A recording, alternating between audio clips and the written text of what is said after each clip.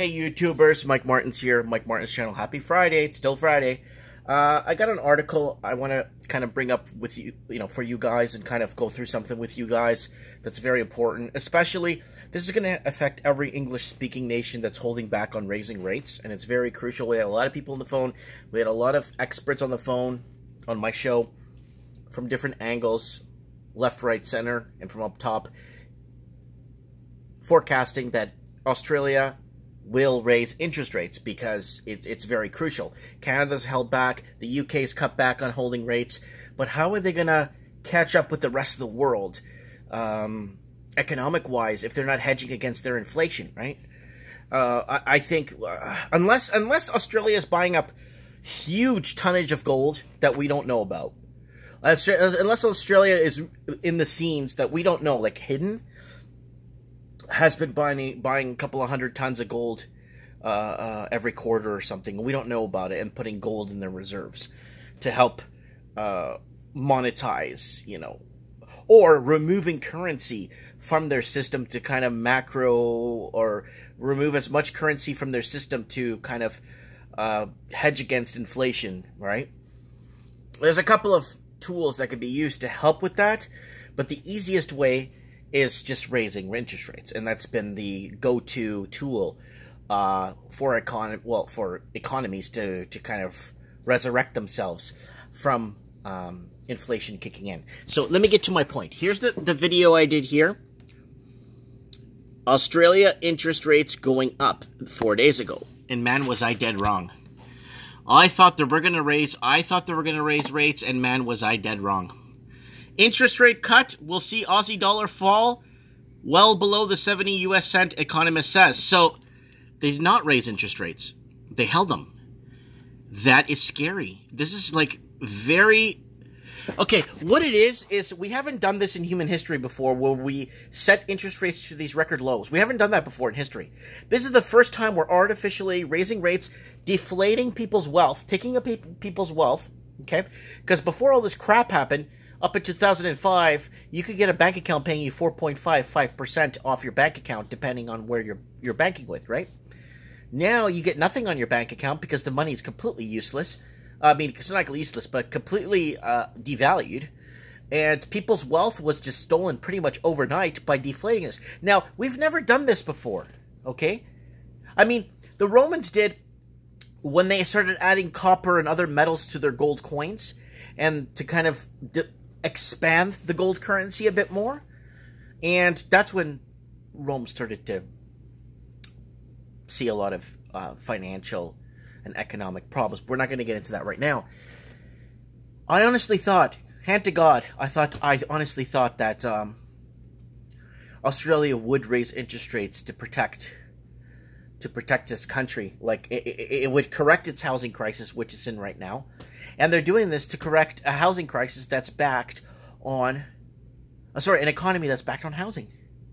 Start backing your economy on exports. You have so much in Perth that you could export. You could... Heck, don't even export the resources. Fabricate them and refine them in your country. Anyways, what do I know, right? So this is it here. My message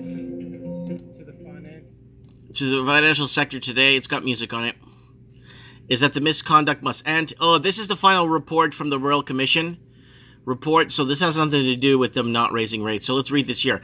And that's another thing. If you've been on a rock, but you live in an English-speaking language and you understand what I'm telling you, the Royal Commission's been going around. They're kind of like underwriters or auditors that go around, and they're sniffing around bank files, banking structure, banking policy, and seeing how much they screwed over the common Joe. The common Joe that, we'll see what happens, because the common Joe put his faith in their hands, because it's not his job to know what's going on in the markets. Well, he could educate himself, but it's not his job to know what banking policy should be, right? So, let's continue here. Australian dollar is on track for the worst one-day fall in nearly 2 years. Following Reserve Bank boss Philip Lowe's comments, a rate cut is likely with growing concerns over the local economy. Aussie dollar fell to 135 US cents in the 24-hour between the midday yesterday and today in response to the RBA governor's admission the economy may be weaker than expected. So that's it right there. That's what I wanted to show you. Let's save this. Yeah, baby. Save it. Save it. Desktop. Because I'm going to use this as the icon here.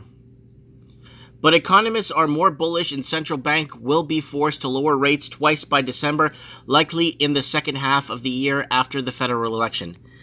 This is not good for the future of Australia's economy, which means basically imports are going to be more expensive, but exports will be more attractive. But the common person that, common small business is going to have a tough time if they're not getting things that are locally made in their own country. Yeah. So let's continue here. So that's that right there, right? Watch this. We think they'll have to cut twice, and that's going to put a lot of downward pressure on the Australian dollar. But here's the thing. Everyone's thinking, oh, but the American dollar is so strong. No, the American dollar isn't strong. It's doing well because every other freaking dollar is in decline. They're trying to hedge or fix this low artificial interest rate. So we built a bubble on a bubble. So we had a bubble from 2007 that worldwide, some countries like Canada and Australia and New Zealand and the United Kingdom didn't really get hit as hard as the US did.